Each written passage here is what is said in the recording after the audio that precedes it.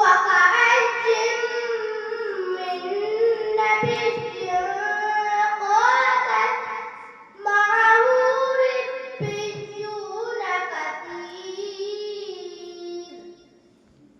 فما وهنوا لما أصابهم في سبيل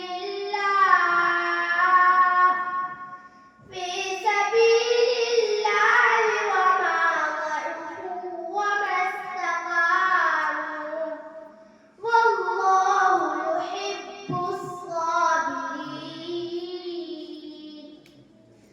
صدق الله العلي العظيم. इसके चले जाने के बाद इसी पारा के मसाही नंबर 3